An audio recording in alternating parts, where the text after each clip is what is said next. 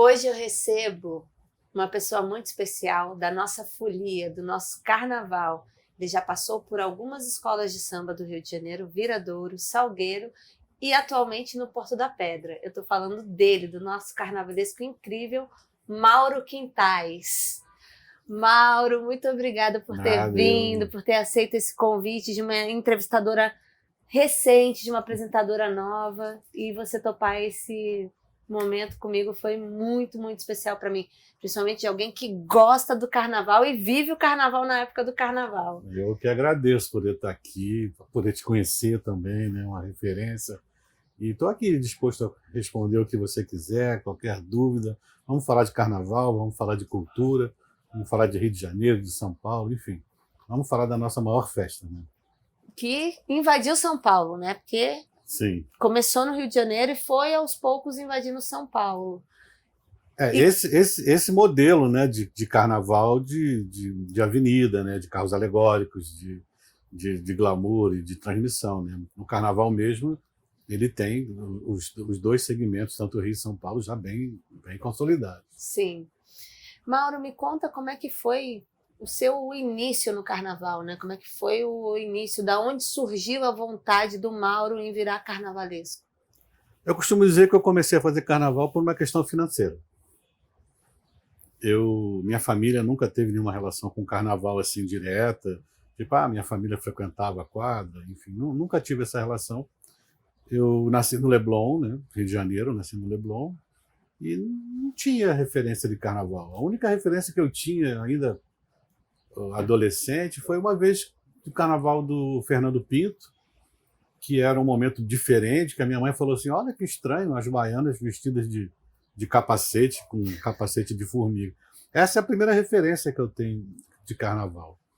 Depois eu fui trabalhar no metrô do Rio de Janeiro, porque eu sempre desenhei, sempre fui um desenhista, e eu fui trabalhar na parte técnica do metrô para fazer formulários, fazer organogramas.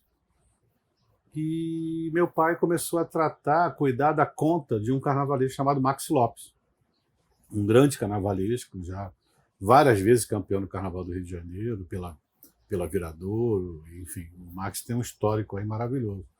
E como meu pai cuidava da conta dele, ele falou, meu filho gosta de desenhar. Aí ele falou, eu ia passar lá no barracão. Eu nem sabia o que era um barracão de escola de samba. E aí eu tinha uma motocicleta na época, então eu fazia essa rotina.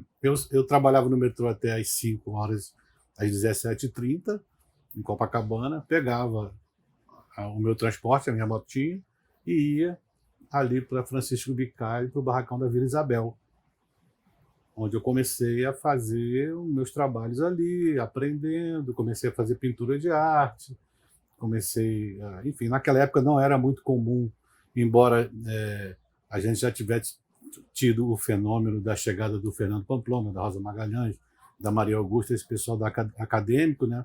Mas não era muito comum dentro do barracão você ter uma pessoa de nível universitário. Então acho que isso talvez tenha criado um diferencial, que aí eu fui trilhando os caminhos dentro da equipe do Max, e daqui a pouco eu já estou riscando figurino, eu já estava criando alegorias, e no final o Max me deu esse presente de assinar carnavais com ele. Eu assinei 3 carnavais com a dupla Max Lopes e Mauro Quintais, né? E depois disso eu já estava meio que espertinho no carnaval.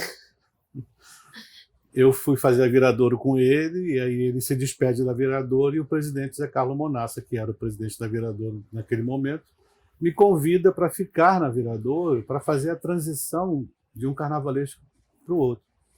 E esse carnavalesco que estava chegando na Viradouro era o Joãozinho 30. Então, eu tive muita sorte, destino, de ter trabalhado com o Max, que é um gênio das cores, e um campeão, e depois ter participado durante um ano de um trabalho do lado do gênio, que é o Joãozinho 30, que me reconfigurou, né? Ele mudou a minha visão de carnaval.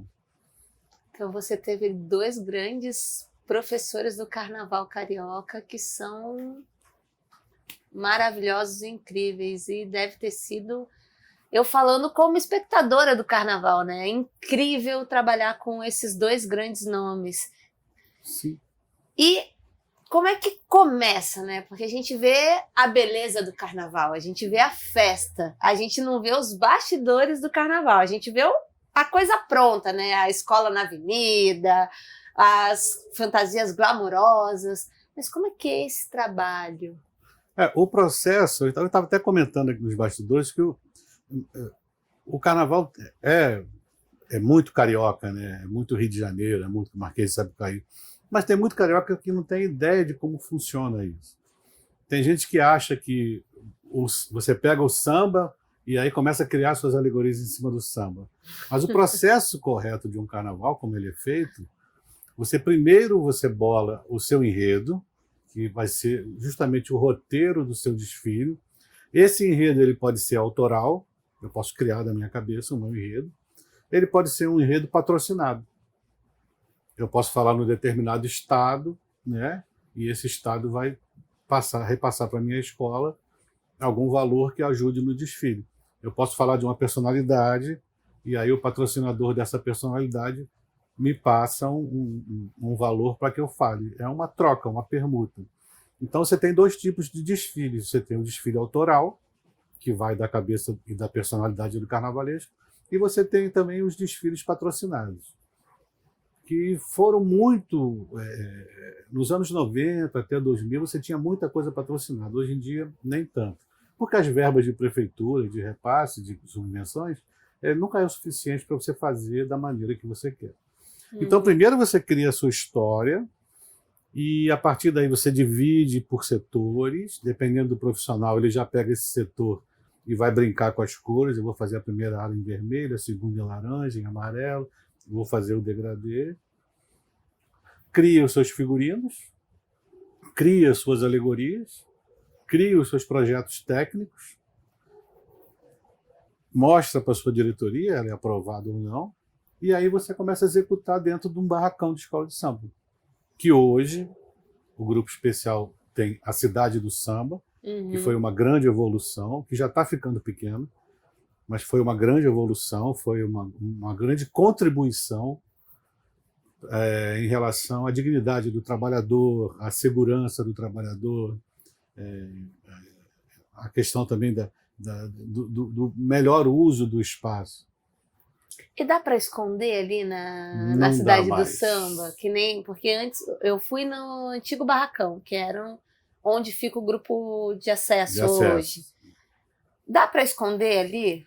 Não, eu acho que mudou muito com a chegada da Cidade do Samba, que foi uma grande contribuição, mas, por outro lado, a gente perdeu essa coisa do segredo. A gente perdeu aquela coisa do que será que por exemplo, as grandes referências que eu tenho, o que será que o Renato Lage está fazendo? O Renato tinha um barracão na Praça 11. O que o Joãozinho vai fazer? O Joãozinho tinha um barracão perto do Sambódromo. Então, os barracões eram distantes.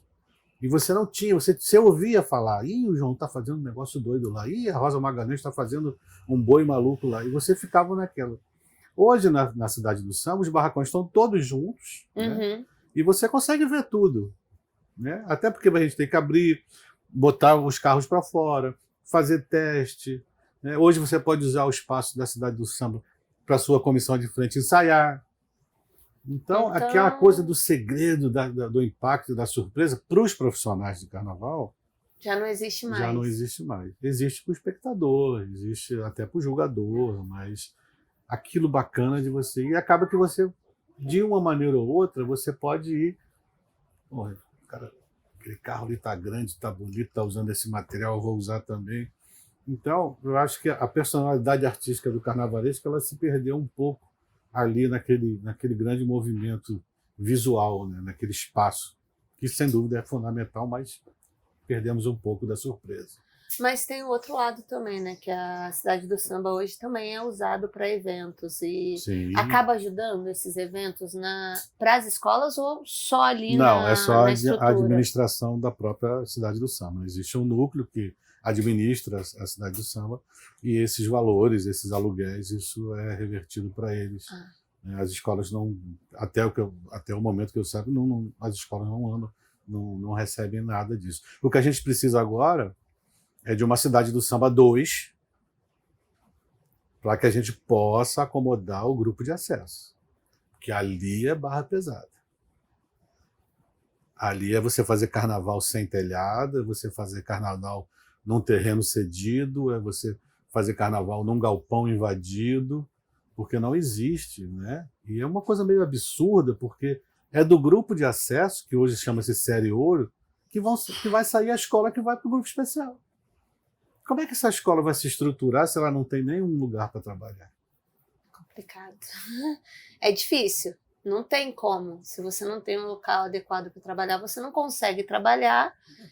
E, na verdade, acaba trocando, porque tem escolas do grupo A que acabam caindo para o grupo de acesso, Sim, porque sem tem essa dúvida. troca. Então, como é que você vai manter, de repente, um padrão de uma escola que sai do grupo especial para a Série Ouro se você não tem a estrutura? É um impacto muito grande você tirar uma escola.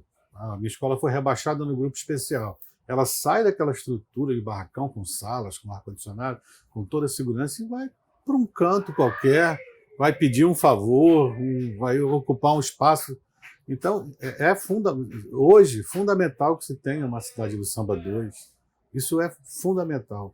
E essa discussão já vem sendo arrastando por muitos e muitos tempos. Espero que essa nova prefeitura consiga realizar essa vontade. Né?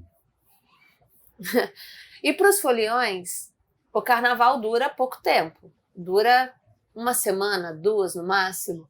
Agora, para quem trabalha mesmo com o carnaval, eles param um já pensando no outro. Quando estão na metade de um processo, já pensando no outro, criando o próximo carnaval. É um moto contínuo, né?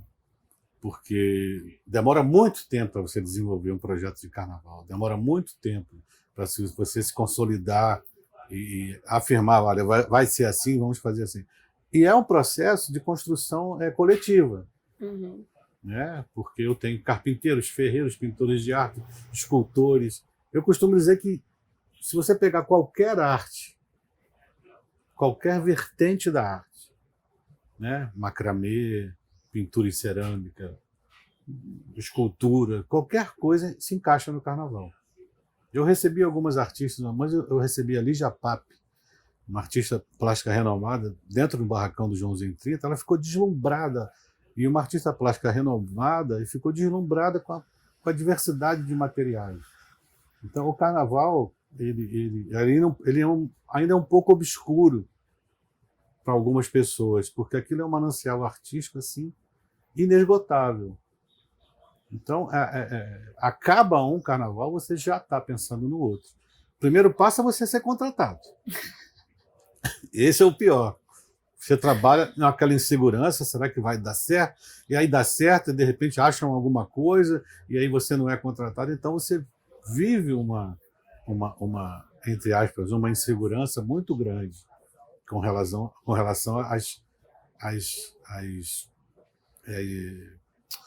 às contratações, às renovações, com relação ao tempo de trabalho. E é um ano de trabalho. E você tem uma janela muito pequena. É tipo treinador de futebol. Exatamente. Você pode fazer um excelente trabalho, mas você não sabe se você vai dar continuidade ao trabalho. E você tem uma janela pequena de contratação. Então, eu faço um desfile aqui, e se a escola não me quiser, eu tenho um período muito pequeno para chamada dança das cadeiras. O fulano saiu de uma escola, foi para outra, então vou para cá, vou para cá. Então, você tem que criar a sua própria estratégia de como você vai chegar às escolas. Eu tenho a minha estratégia. Eu pego lá um caderninho, anoto as escolas que estão com interesse de ficar ou não com o seu profissional e começo a procurar pessoas que conhecem, a ligar. Então, o carnavalesco ele é um batalhador, ele vai correr atrás do seu espaço. Com certeza. E independente de onde ele estiver, ele vai fazer a festa linda, que a gente se diverte muito. Eu sei que eles têm muita dor de cabeça, porque são inúmeros profissionais. Você tem uma ideia de quantos profissionais chegam a trabalhar ali com você? É muito difícil, Daniela, sabe por quê? Porque você tem os profissionais diretos, mas você tem a mão de obra direta também. Né? Você tem aquela costureira da comunidade que contrata mais 3 pessoas. Então, a mão de obra indireta ela é infinita, muita gente. Né? O comércio do carnaval, ele também não é o comércio específico do carnaval. Dentro do carnaval, eu uso vários materiais que são usados em construção civil, que são usados em decoração, espelhos de plástico, isolantes térmicos. Então, o carnavalesco tem que ter também um olhar bem atento. Eu costumo dizer que o bom carnavalesco ele nunca fecha a sua janela, ele tem que estar atento a tudo. Porque tudo pode virar um enredo, tudo pode virar um material, uma garrafa PET pode virar um pingente. Então você tem que estar sempre conectado com essas novidades e com tudo que está à sua volta. Eu tenho uma estratégia também que faz com que eu esteja 38 anos trabalhando no carnaval. Eu me cerco de pessoas jovens. Né? Aí você pergunta, mas por que você fez isso? Porque uma vez, olha que louco isso, eu assisti um show do Caetano Veloso, e o Caetano Veloso já era uma pessoa renomada, sempre foi, mas já tinha uma certa idade, e no entanto ele deixou claro isso, que ele estava se nutrindo de novas informações, porque a retaguarda dele era toda de gente jovem, de músicos jovens, né, que estavam conectados. Então eu uso muito isso. E você trabalha com jovens, eles estão conectados, eles conhecem melhor a internet, sabem quais são as tendências. Então eu tenho essa característica de sempre trabalhar com figurinistas jovens, com projetistas, com pesquisadores jovens, porque isso me dá uma oxigenação. É a experiência com a atualidade, vamos dizer assim, que acaba tendo olhares diferentes para uma mesma coisa. Exatamente. E isso vai oxigenando o meu trabalho, né? Porque é muito difícil você se manter 38, 39 anos numa mesma função. Então eu uso esses recursos, essas manhãzinhas, para poder chegar onde eu cheguei. E eu tô aqui encantada, Mauro, a gente estava até agora comentando nos bastidores também, que muita gente desconhece o quanto a gente trabalha por trás do glamour do carnaval, né? O quanto o carnaval emprega ali. Sem dúvida nenhuma, a mão de obra do carnaval, a direta e a indireta, né, é gigantesca. Acho que fica difícil até de você imaginar um número, né? Porque dentro de um barracão de escola de samba você tem inúmeros profissionais. Né? Eu repito, carpinteiros, ferreiros, escultores, mas fora você tem toda a mão de obra criativa que está fora do núcleo do barracão, fazendo suas fantasias e desenvolvendo tintas e desenvolvendo materiais, trazendo a mão de obra de macramê, ou de vime, ou de escultura. Então, é muito grande essa mão de obra de carnaval, essa mão de obra efetiva do carnaval, que não trabalha só num período, trabalha praticamente o ano todo. Dependendo do segmento, trabalha praticamente o ano todo. E essa mão de obra criativa do carnaval tem que ser cada vez mais valorizada, né? Eu digo até nas questões trabalhistas, né? Porque não existe, e principalmente na divulgação. Então acho que vai de cada carnavalesco entender que é preciso você divulgar o seu diretor de arte, o seu figurinista, o seu escultor, o seu pesquisador de enredo, que é fundamental, né, que é o início de tudo, como a gente falou antes, é o pesquisador de enredo que vai dar o caminho da história. Então, se você não divulga essas pessoas ficam no anonimato e criam para o carnavalesco uma falsa figura. Aquela falsa figura de que ele faz tudo sozinho. Ninguém faz nada sozinho. Eu até tenho uma frase que você sozinho, você chega, mas quando você tem pessoas que andam e trilham o mesmo sonho que você chega muito mais longe. Muito mais longe. Sem a preocupação de perder espaço. E tem muito profissional que fica preocupado, não, se eu der uma chance eu posso perder o meu espaço. Não, o seu espaço está garantido se você tiver qualidade, né? Se você tiver o talento, se você tiver o reconhecimento das pessoas, se você tiver suas estratégias de trabalho. Então, eu não me preocupo que meu figurinista um dia pode vir a ser um carnavalesco. Eu realmente faço o contrário, eu incentivo, né? Eu divulgo. Né? Então, cada um tem o seu jeito, é o meu jeito de fazer. Mas dessa forma, com certeza, muito mais pessoas e muito mais profissionais têm o interesse de trabalhar com você aonde você vai, do que se você fizesse uma figura que fosse você. Então, eu acho que o interesse, e você acaba talvez levando junto com você profissionais de confiança seu para onde você vai. Aí você passa mais tempo com eles do que com a sua própria família, se você pensar bem. Porque você fica dentro de um barracão, você vira à noite, né? E seu filho está lá em casa, guardadinho, mas você está com essas pessoas. Então, se você não cria um clima de uma convivência amistosa, carinhosa, de confiança, fica muito difícil. Fica muito difícil. Agora, curiosidade também. Um samba enredo que você tenha feito, um samba não, um carnaval que você tenha imaginado que tenha sido especial para você. Não, sem dúvida nenhuma, o carnaval que mais me projetou foi um carnaval que eu fiz na Porto da Pedra, há mais de 25 anos atrás, que foi, eu estava começando, a minha trajetória se confunde um pouco com a trajetória da Porto da Pedra, porque quando eu comecei a fazer carnaval solo, a Porto da Pedra também estava começando a aparecer. E, então eu tinha todas as ferramentas de uma escola com recursos, com muitos recursos, e me dando liberdade total. E eu fiz um carnaval que falava da loucura. Então, você pensar isso há 26 anos atrás, né, onde os enredos eram aqueles enredos mais tradicionais, você tinha um carnavalesco outro, como Fernando Pinto, Renato Lages, que ousavam mais com relação a enredos. O pessoal da São Clemente era muito ousado também em termos de enredo. E eu fiz um carnaval que falava da loucura. Eu viajei na proposta de citar os loucos da história do mundo. Então eu vou desde o início, que eu abro com a comissão de frente, que são os Napoleões, depois eu vou para Dona Maria Louca, e assim vou, o Fantasma da Ópera, que era louco pela música, eu vou pelo Menino Maluquinho, eu vou no Maluco Beleza, eu vou no Nijinsky, que era um bailarino russo que padeceu a loucura, fecho com Arthur, Bispo do Rosário. Então, eu acho que esse desfile para mim é muito especial, porque deu o 5º lugar à escola, a escola volta nas campeãs. É um enredo didático, porque, de alguma maneira, eu trouxe a figura do Nijinsky, que era um bailarino russo, que o carioca, o brasileiro, talvez não conhecesse tanto, a não ser o profissional. E eu trouxe, assim, até hoje cantam lá em São Gonçalo, Nijinsky, bailarino, porque está no samba. E trouxe também o Arthur Bispo do Rosário, que era um interno que criava coisas incríveis, né? E era pouco conhecido. Então, eu acho que essa é a grande função do carnaval. É você passar a informação, você levar a cultura de uma maneira tranquila, através da música, do visual. Então, para mim, esse enredo é especial, porque ele me divulgou, ganhei estandarte de ouro de melhor enredo, na época, né? E esse carnaval abriu para mim as portas, eu fiquei mais conhecido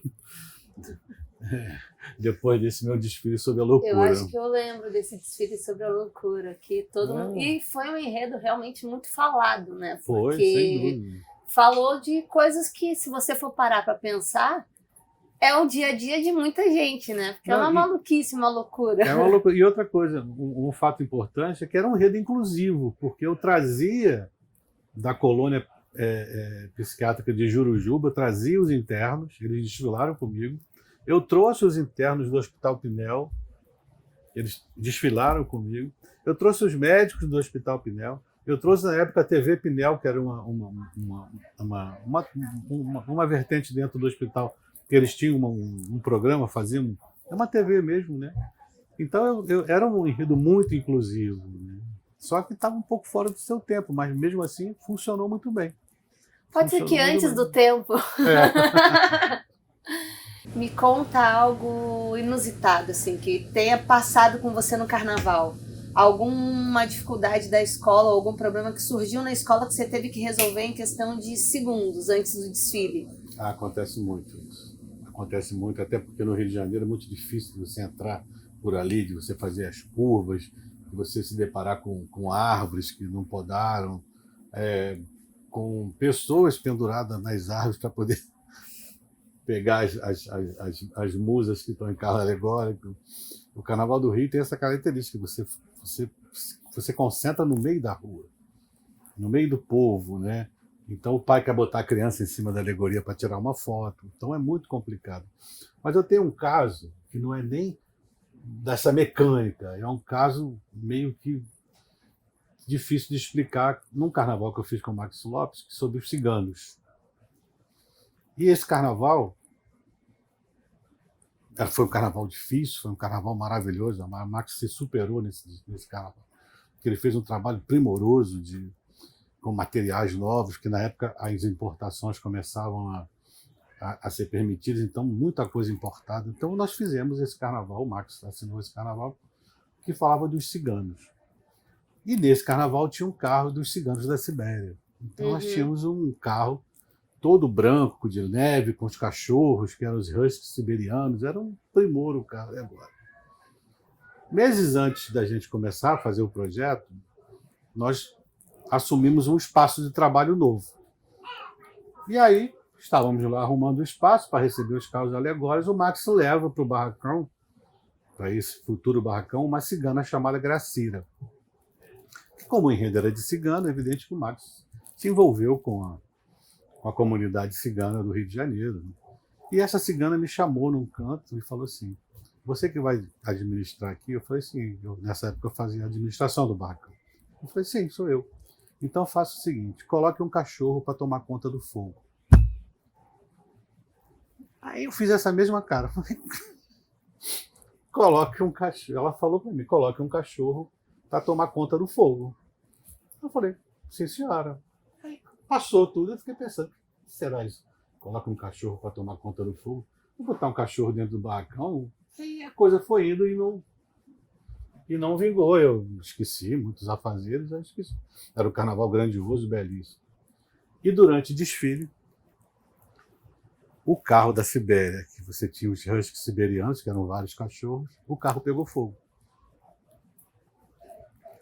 Então, ali, talvez a mensagem não tenha sido muito... Ela deve ter recebido a mensagem, mas não... Ela falou: coloca um cachorro para tomar conta do fogo. E, na verdade, pegou fogo, que foi o maior desastre, sem dúvida, dentro da Passarela do Samba.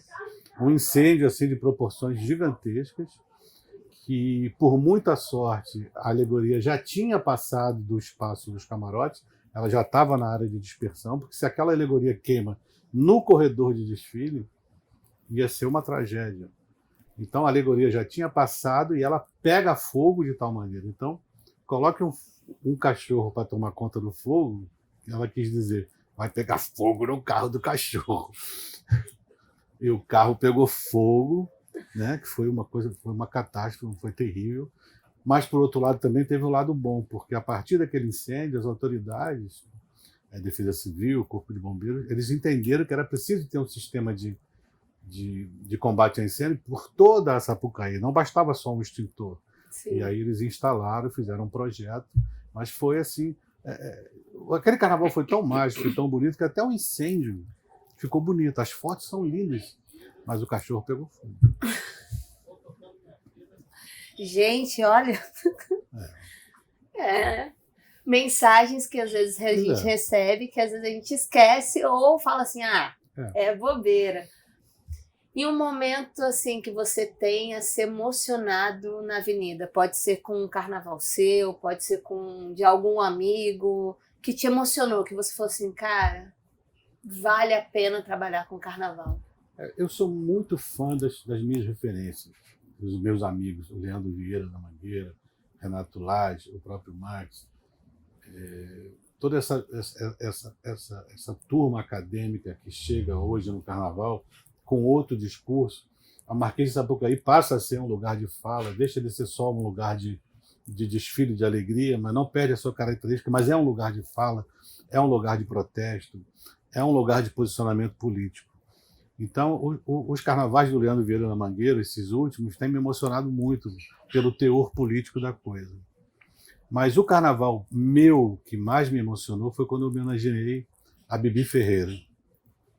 Eu fiz uma grande homenagem a Bibi Ferreira viva, evidente. Então, você homenagear uma diva do teatro, cinema, televisão, diretora, produtora, cantora, enfim, uma precursora dos grandes musicais, você poder homenagear essa pessoa com ela ali na sua frente e a escola passar lindíssima. Então, isso para mim é uma grande honra que eu guardo, né?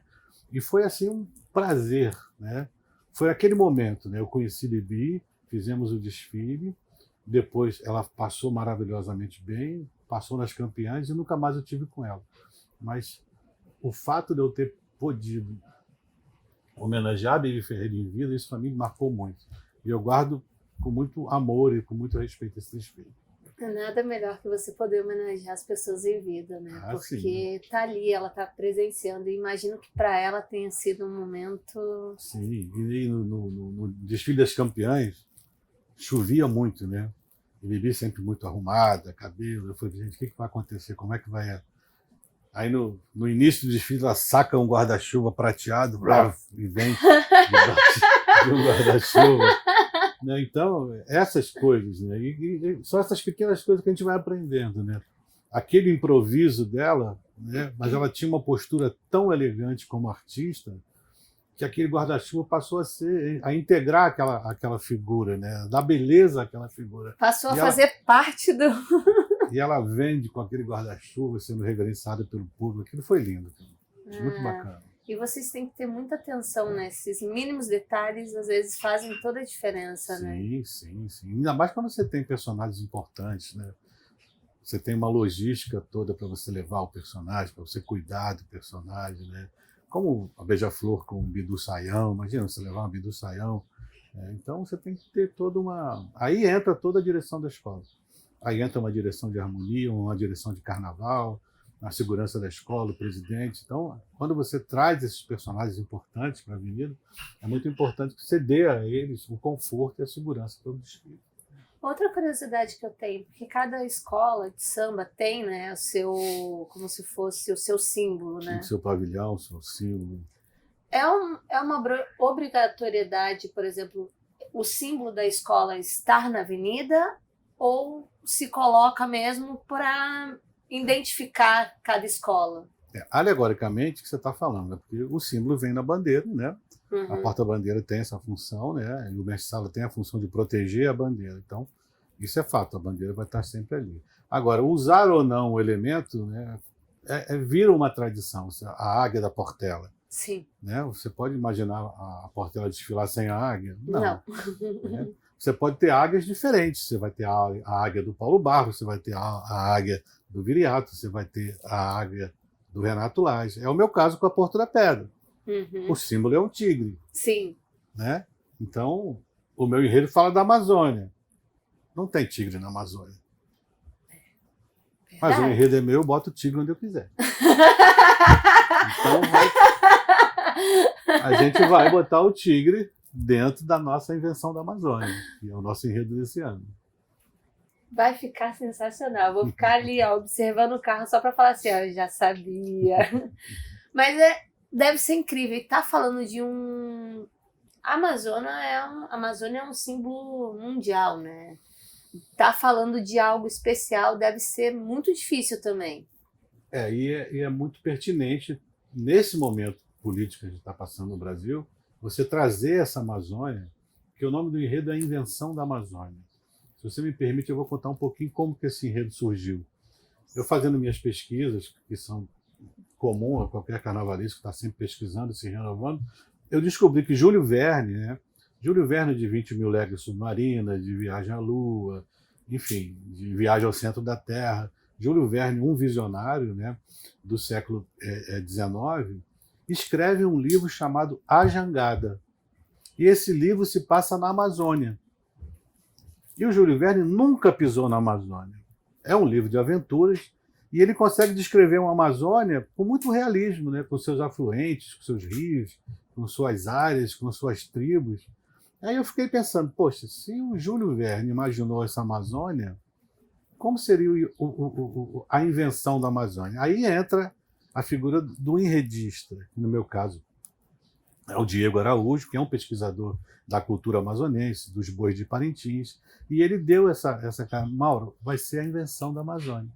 Da mesma maneira que o Júlio Verne inventou aquela Amazônia, a gente vai inventar essa Amazônia. Então, a figura do Júlio Verne ele é só um gatilho plástico, porque ele tem um visual bacana, para a gente contar essa viagem da Amazônia, através da Jangada, que é o nome do livro. Então, é basicamente como se o Júlio Verne chegasse à Amazônia, pegasse essa jangada, que é o tema do livro, né, o nome do livro, e descesse o rio encontrando personagens mais contemporâneos da Amazônia.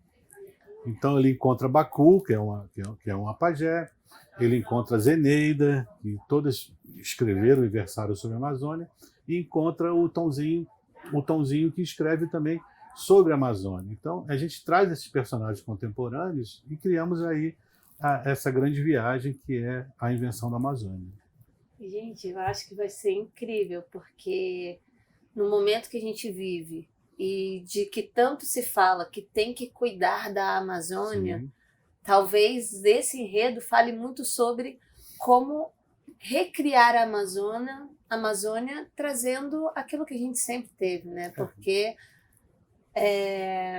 eu tive a oportunidade de estar em Manaus. Não cheguei aí, mas eu digo para as pessoas, eu tive a oportunidade de fazer algo que foi almoçar naqueles restaurantes que tem dentro do Rio Negro. Você poder vivenciar isso, que a gente sabe que a nossa cultura ela é vasta, ela é misturada, sim. ela é... Talvez o nosso país seja o que mais tem essa mistura louca de culturas. De culturas. Mas a gente vivenciar o melhor do nosso país é muito gostoso. E acho que você, como carnavalesco, está trazendo algo que pra gente... Olha quantos países a gente vê e não tem essa floresta que a gente tem. E a gente vai levar essa imagem para o mundo todo, né? E eu falo isso para o meu presidente, que é o Fábio Montemelo, eu falo, Fábio, um enredo desse, ele tem que ter um espaço político.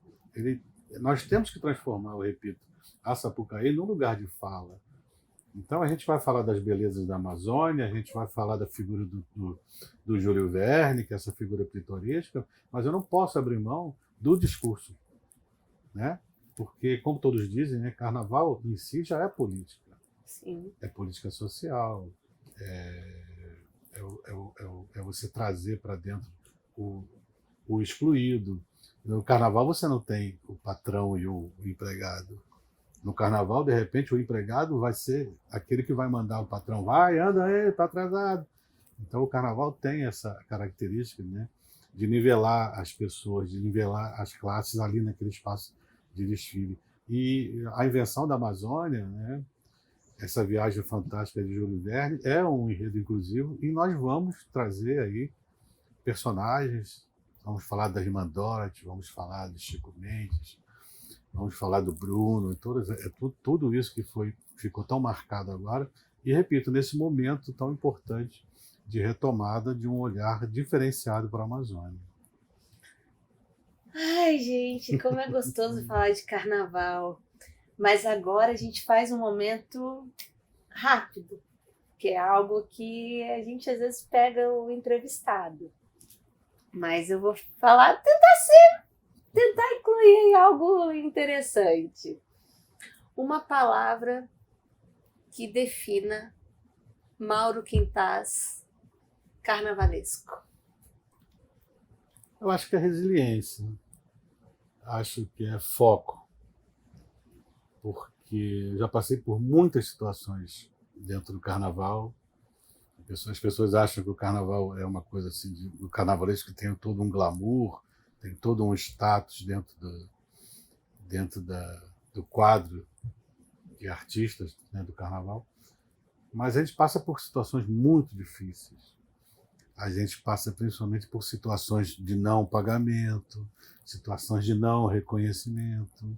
Então, eu acho que a resiliência é a vontade de fazer, a vontade de querer mostrar que você é capaz, mostrar a sua arte, né? Defender as suas bandeiras. Então, eu acho que o que me define hoje é justamente isso, resiliência. São 38 anos trabalhando como carnavalesco, dentro de uma festa única no mundo, sem nunca ter ficado um ano parado sem fazer nada.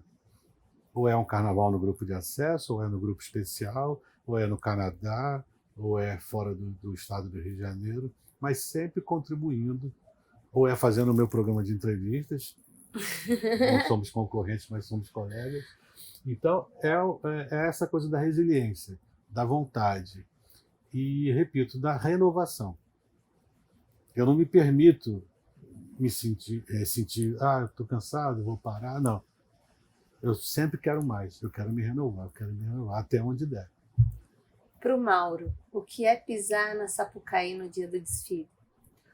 Olha, esse ano, 23, vai ser muito especial, porque eu fiquei 5 anos em São Paulo.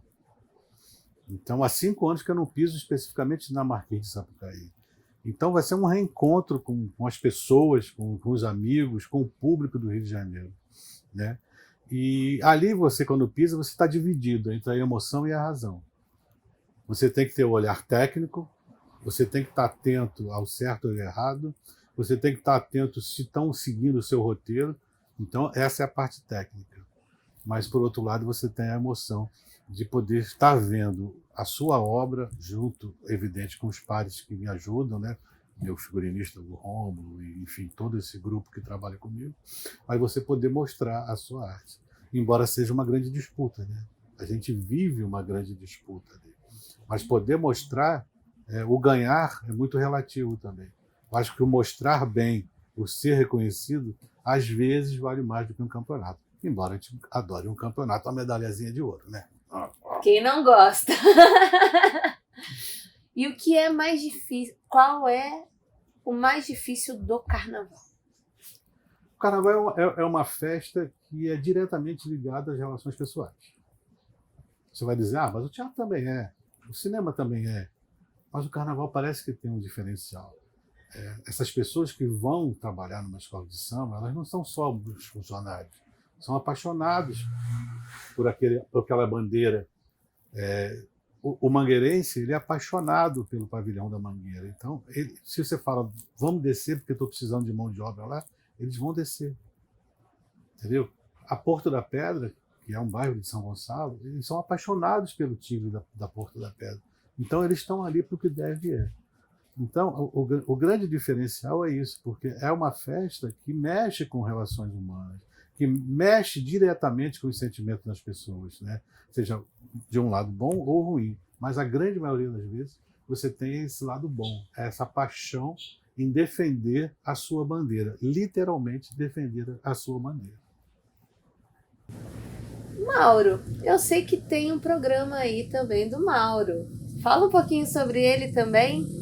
Eu tenho um projeto, que é um programa que eu faço no YouTube, que tem um nome bem bacana, que é o Quintas, que é na quinta-feira, é o Quintas com Quintais. Né? Eu sou abusado, eu fiz um talk show, né, no formato mesmo, com caneca, essa coisa bem bacana. E eu trago convidados, né, importantes do carnaval, e o objetivo do programa é justamente isso, é tirar dúvidas, é mostrar como um profissional atua. Eu trago figurinistas, eles mostram o material que eles usam, como eles usam. A minha última entrevista foi com o Milton Cunha, foi muito gratificante. O Milton contou a história dele. Então, o Quintas com Quintais está lá no YouTube, é só você digitar Quintas com Quintais. Nós já temos 6 temporadas com vários entrevistados. Então, quem gosta de carnaval e quer conhecer um pouco mais da mágica do carnaval, procura o Quintas com Quintais. Eu queria também, Mauro, que você deixasse uma palavra para quem tem vontade de trabalhar com carnaval, para quem quer se formar um carnavalesco e participar dessa magia do carnaval. Olha, Daniela, eu tenho um posicionamento hoje dentro do carnaval. Hoje é muito acadêmico. O carnaval, para você ser um carnavalesco, você tem que estudar, você tem que se informar. Você não vai achar que fazendo um adereço, colando com a cola quente um espelhinho, amanhã você vai se tornar um carnavalesco. Eu penso assim, né? Outras pessoas não pensam assim. Então, eu acho que tudo é uma questão de formação acadêmica, né? Como o Milton Cunha fala sempre, existe um espaço, o carnaval é do povo, o carnaval é da comunidade, o carnaval é do segmento ligado, mas hoje em dia, para você ser um bom carnavalesco, existe a parte técnica, acadêmica, que você tem que... Você não precisa ser um figurinista, você não precisa desenhar divinamente. Eu trabalhei com o Joãozinho 30 e o Joãozinho não tinha habilidade de desenho. No entanto, foi o maior diretor de arte que eu já trabalhei. Então, é fundamental que você tenha informação, que você estude, que você traga para dentro do seu barracão uma postura de quem sabe o que está fazendo. Ai, Mauro, eu ficaria aqui conversando sobre carnaval, porque eu sou uma apaixonada por carnaval, eu sou apaixonada pela festa do carnaval, eu sou apaixonada pelo glamour do carnaval, de você querer entender como é que é construído, como é que é feito, como é que coloca aqueles carros, às vezes, gigantescos na avenida. E, às vezes, carros que o ser humano faz parte, né? A parte viva do carro alegórico. Mas, infelizmente, a gente vai ter que ir terminando a nossa entrevista, mas terão outras vezes, porque após o carnaval eu vou querer falar novamente com você para saber como é que foi esse desfile e a sensação de colocar a história e a reconstrução da Amazônia na Sapucaí. Agradeço muito, muito, muito por você ter tirado esse tempinho para estar aqui com a gente, para você ter vindo aqui falar um pouco sobre o carnaval, as curiosidades por trás do glamour do carnaval. Para mim foi uma honra estar te entrevistando. Muito obrigada. Eu agradeço muito a você por abrir mais um espaço para a divulgação da festa Carnaval. E também um prazer muito grande em te conhecer, essa referência para todo mundo. Então, eu acho que o prazer é mútuo, essa troca foi importante. Então, eu agradeço pelo espaço para a gente poder falar de Carnaval e quero voltar sim, para que você me pergunte como foi ser campeão do grupo com a Porto da Pedra. Então, se você gostou da nossa entrevista com o Mauro, curta, compartilhe, comente, ative a notificação com o sininho e não perca a próxima entrevista no Na Área com Daniele Poli.